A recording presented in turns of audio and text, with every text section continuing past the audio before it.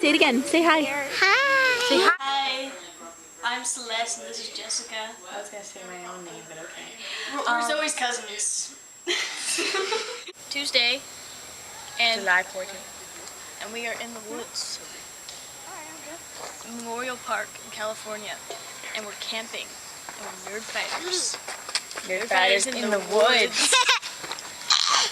And that's our Guys, baby. let's say I love you. I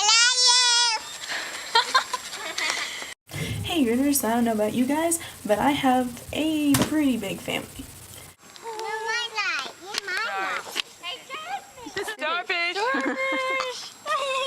My mom was one of 9, and a lot of her brothers and sisters had kids, so I have 11, soon to be 12 cousins, and we're all pretty close. The family gets together for a lot of things, you know, Christmas and Thanksgiving, all that. We have, every year, there's several camping trips. I was able to go camping because my sister lent me her computer, which is also how I'm making this video and how I'm gonna get to edit it again. Editing. And as you saw, I promised my Nerd Fighter cousins they could be in my video. Oh, favorite book.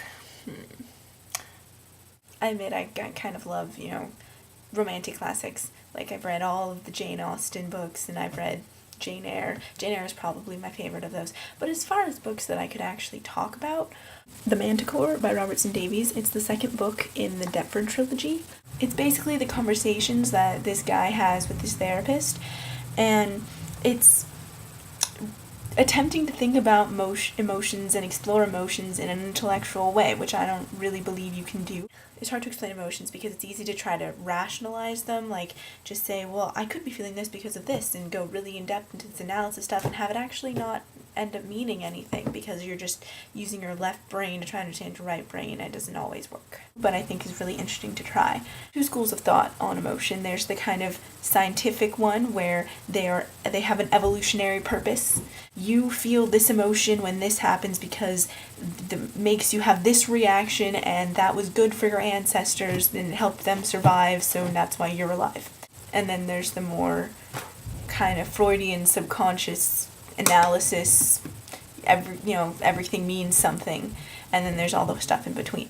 I've always been interested in psychology and kind of the exploration of emotions because they're not something that's readily understandable with logic, and I'm a science major. I love logic. It's also part of why I really like poetry.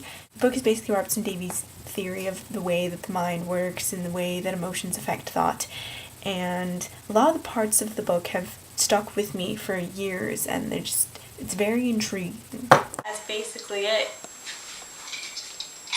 Wait. Nerd Fighter! DFTVA!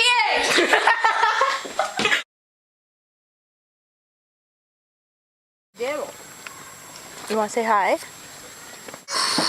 He's gonna get you! He's gonna get you! So I don't know why the speakers are being weird, making that weird noise that you're probably listening to and getting annoyed with while I'm talking. So, going to see Harry Potter at midnight.